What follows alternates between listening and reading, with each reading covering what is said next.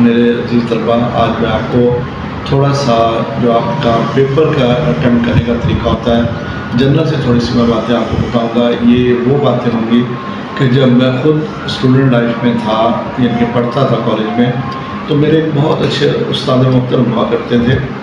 اردو کے بہت بڑے پروفیسر تھے، ان کا نام تھا پروفیسر سید شہزاد حسین صاحب۔ تو انہوں نے جب میں ایجوکیشن میں آیا تو انہوں نے مجھے بہت ساری چیزیں اس وقت سکھائیں، تو جس میں سے انہوں نے ایک بات میرے یہ کہی تھی کہ بیٹا جب بھی کبھی آپ پیپر دینے جاؤ تو سب سے پہلی بات تو یہ ہے کہ صاف ستھرے اور پاکیزہ ہو کر جائیں۔ جیسے ہم کہتے ہیں کہ صفائی نصف ایمان ہے، تو جب بھی آپ کبھی ہائر ایجوکیشن کے لیے یا جیسے آپ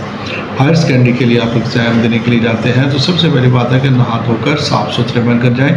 تاکہ آپ کے ساتھ والے بیٹھے ہوئے کبھی بھی آپ سے ایسا نہ رویہ رکھیں کہ جس سے وہ کوئی چیز ناگوار گزر رہی ہے۔ دوسرا میرے استاد محترم فرمایا کرتے تھے کہ جب آپ پیپر دینے جائیں تو ہمیشہ باوضو ہو کر جائیں، کیونکہ آپ ایک اچھے مقصد کے لیے جا رہے ہیں، آپ تعلیم حاصل کر رہے ہیں، آپ اللہ کے رسول صلی اللہ علیہ وسلم کی پہچان کی طرف جا رہے ہیں۔ جیسے کہ کہا جاتا ہے کہ علم کے بغیر انسان جو ہے وہ خدا کو بھی نہیں پہچان سکتا، تو وہ کہا کرتے تھے کہ جب بھی آپ پیپر دینے کے لیے جاؤ تو باوضو ہو کر جاؤ، اور 3 گھنٹے کوشش کریں کہ آپ کا وضو رہنا چاہیے۔ اس کا وہ یہ کہا کرتے تھے کہ پھر اللہ تعالیٰ جو ہے آپ سے راضی ہوتا ہے اور خوش ہو کر آپ کی غائب سے مدد ہوتی ہے۔ غائب سے مدد مطلب یہ ہے کہ مثلاً آپ کوئی آبجیکٹیو میں کوئی ایسا سوال تیار کر رہے ہیں، کوئی نشان لگا رہے ہیں جس کا آپ کو سمجھ نہیں آ رہی، تو جب آپ اپنی طرف سے اس کو ایک اندازاً ایک نشان لگاتے ہیں تو وہ قدرت اپنی رحمت سے اس کو درست دے دیتی ہے۔ دوسرا، جب آپ پیپر آپ کے سامنے آتا ہے تو پیپر تو آپ کو معلوم ہے کہ جیسے جو آپ کے جو سبجیکٹ ہے، مثلاً انگلش ہے، مطالعہ ہے یا فزکس کیمسٹری ہے،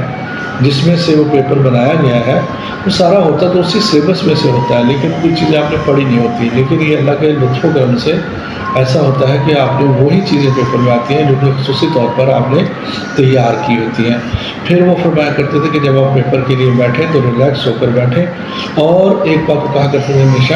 کہ پیپر سے تقریباً 2 گھنٹے پہلے جو ہے کتاب بند کر دیں اور پڑھنا چھوڑ دیں، کہ اگر آپ ان ٹائم پہ بالکل آخری وقت میں کتاب پڑھتے رہتے ہیں تو اس سے پھر آپ کا ذہن جو ہے وہ تھوڑا منتشر ہو جاتا ہے، اور وہ کہتے کہ اس وقت بیٹھ کر آپ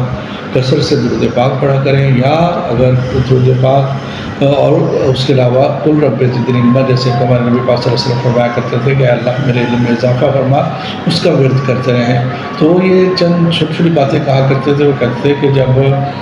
اکثر کہا کرتے تھے کہ جب آپ ایجوکیشن میں آئیں گے تو اپنے اسٹوڈنٹس کو ان باتوں کو سمجھایا کریں، کیونکہ کامیاب شخص وہی ہے کہ دین و دنیا دونوں کو ساتھ لے کر چلتا ہے۔ تو جب آپ اللہ اس کے حبیب کے بتائے ہوئے اصولوں پر چلیں گے اور اس کے احکامات کے مطابق جو ہے وہ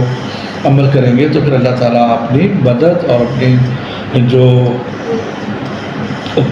اور اپنی آپ جو کہہ لیں کہ جو فتح نصرت ہے وہ ہمیشہ آپ کا مقدر بنے گی۔ تو یہ چند میں نے چھوٹی سی آپ کو باتیں بتائی تھیں۔ میں دوبارہ کہتا ہوں کہ ایک تو باوضو ہو کر جائیں، نہا دھو کر جائیں، صاف ستھرے بن کر جائیں، اور دوسرا پیپر شروع کرنے سے پہلے کثرت سے بیٹھ کر درود پاک پڑھا کریں اور اللہ سے دعا مانگا کریں، تاکہ اللہ تعالیٰ آپ کو اس دنیا اور آنے والے دنیا میں بھی کامیابی عطا فرمائے۔ آخر میں میں ہمیشہ یہی کہوں گا، جیسے کہ ایک بہت بڑے ہمارے پاکستان کے مفکر گزرے ہیں اشفاق احمد صاحب، وہ کہا کرتے تھے آخر میں ہمیشہ کہ اللہ تعالیٰ آپ کو آسانی عطا فرمائے اور آسانیاں تقسیم کرنے کا شرف عطا فرمائے۔ جزاک اللہ۔